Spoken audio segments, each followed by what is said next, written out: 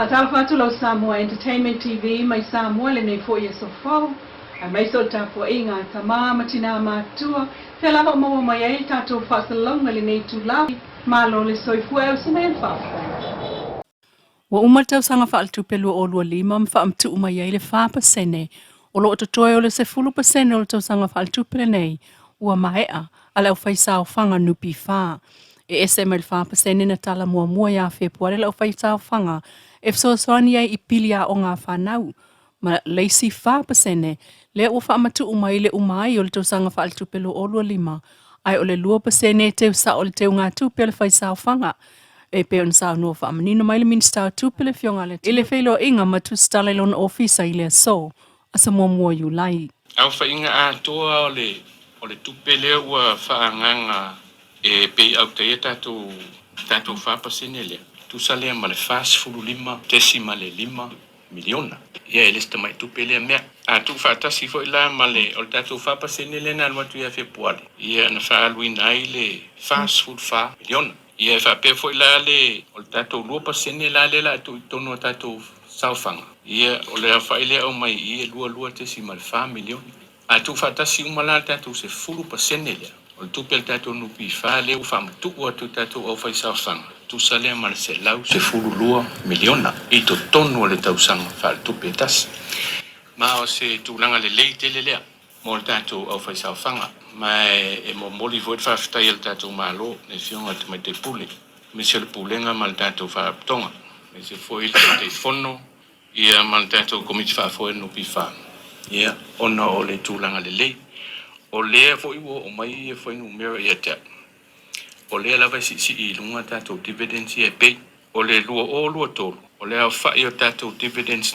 na pe ia tu mo tato au fa sa fanga e valu te si mal tolu paseni e fitu se fulu tolu miliona sa fa alinai e lua fe lua tolu lea o mai le lua fa e iva paseni tato dividends e sa tongi atu lau fa sa fanga o le si tia fa alinai le valu se fulu fitu te si mal tolu miliona le la o mai ne tato lua lima ia se fulu paseni el tato dividend fa alinai se lau se fulu lua te si mal tasi miliona ia mai tau mai voi la tato tunu ia me se voi tato o fai saufang o lo o si i lava i lunga ia leo fai o tato tupe mau tupe tului le fa tongi atu tato o fai saufang a fionga le minsta o tupe lau timu ia a fua wele se va ai ua fa leo ngal fam sinonga apili tal sanga ta ala tia sita ilo o le pilin fa sanga il fa unga justice romo o fam sinonga mawalunga fa tau le molianga o fa sioti tangata pa iva leo ta ilo sa fa mauni ailo na luane o na ile silia mo le fitu tau sanga taluai lana RAV4 so a Raymond taitu ave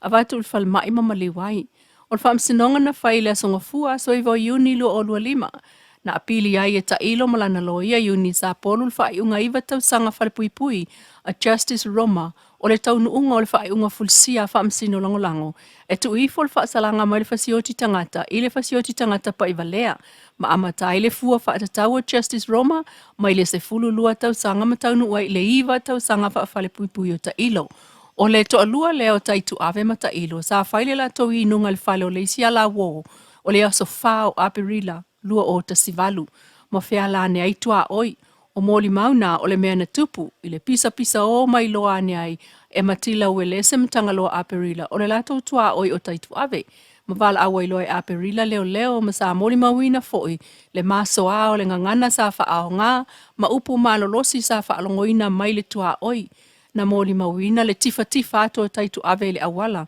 ma leo tele ane i tangata na ile fale. Ma sa fa alongoina i loa ta ilo o lafo upu manolosi e pe o le whana o le ngutu sa itulou. Pe alu lava lo lato fale alu atu lava e so ailan ta avale. Ma na iloa atu lava ele moli maule alu o ta ilo ilana ta avale le Toyota RAV4 ma masawa tuloa lua se fulu tolu sfulu maila ile itula. Ma so ata ave ulungo awala. Na tūle ta avale ma toe solo muli la ve ailo na o ngā lima o le itu o le tino mpa u ese ai le pampa o le ta avale i ta faala. Na langona atu e aperila le tala leo te lea ta ilo, nga le woki. Ne wha ta alise atu taitu ave ile fale mai. Hele i umi lava, ai mali wa il me o ta ngase. Ile susu e ngalfo mai wha apitoa, o manu anga e au fia ile ngā wole vai, ma le ngawi o se vaenga o iwi aso. O le toto ua sawa atu le mama ma whai na isi vaenga o na tōtonga o lo na ulu ma fōlinga. O le lipote al fō mai o manuanga e a fua mai se ta vale na alua ilunga. O le whai unga na whai el wha amsino Justice Roma na ilo ai le wha au ngā o le ta vale o se au penga e wha taunu uai le wha au o lima. O le tangata na afia sa o na masavali ese. Ai muli ane ai ta ilo ilana ta vale. Ele itu e fsosoani. Ai nalu fa ai loa isi tangata lai ta atia ilungo le awala woti. O afianga o manuanga tu ngā o afua ile maliu. Mai ta tau foi o na tanga ilfa amsinonga ya afianga o lona ainga.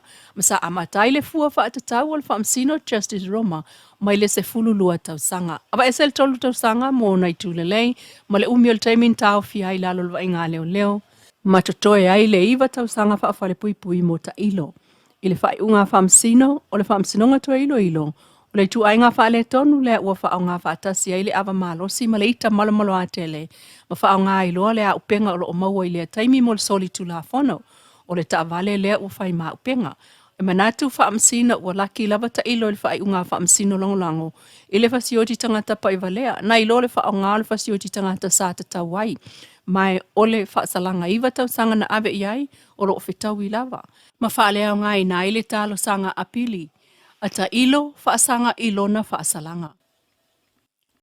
E tasi le sene leu siti ai le tau al pensini, ile masino yuni sa lua tala iwa tasi, ale wa lua tala iwa lua mo le masina le neyo yulai. O le kiso, lua tala iwa ai ua pau ile lua tala iwa ono masina le nei. O le karasini, lua tala lima iwa, pau le lua tala lima ono mo le masina le neyo yulai. Tau al suau mo yulai, o le pensini lua tala iwa lua le lita, o le kiso lua tala iwa ono le lita, kalasini lua tala lima ono le lita. O toi wha popo le isi pou a mea maua lunga tolu lima le whani ma mita, le company telefonio le Digicel, i le tau e 5 miliona tala, ma toi wha popo isi whale lua sulfa mo le au onanga telefoni. Ma siti ai le malosio ana laina telefoni ma upolo ma savai. Ila na pepo wha amtalanga o fola mai le Digicel o le amwhai e unwhai ngō fiefso ta inga, ale company i nu upis ni simfa la tonga. Mai tu so le iwas fuluono pasene o nangal Digicel i Samoa ufsosani i ei maa fipo generators. O se whainga lea e whaawa wai pe o na ola le Digicel Samoa i taimi epe ai de wila. Inisio tala mai New Zealand o tō manu ili nā tau sanga ili sa ili ngā malo ma toi whaafo i mai ulu sitseni New Zealand.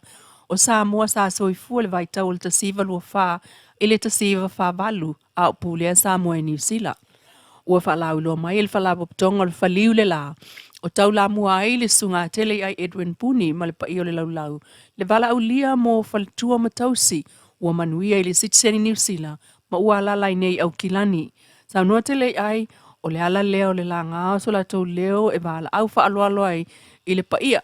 O le awhaia i a lautou whaatasinga le asonga fua a sofito iulai i le Manurewa Sports Centre. I Mountford Park, i tasi valu o Weymouth Road, Manurewa, i le se fulu taia i tasi lea wauli. La whailoa i e lulu lima mwhatalo wha ma le sunga le whaipuli a te anau tuiono. O se hawa noa le au maua e po e iso to wata, ma le whaipule, e mai se o toa sa tula i mo Samoa. I le tau mwhainga e whafo i mai le sitseni New Zealand o Samoa. Na soifua le vai tau o le tasiva lua wha whabalu. Se tautua le nā, lau Samoa Entertainment TV mai Samoa le nei fo iaso, e wha moe le lofo le tua tātou tui whiro, e fo iaso atai au se wha poponga, ai ma whaftai tuai i le Wendy's Design mai funga lei mo le wha la e.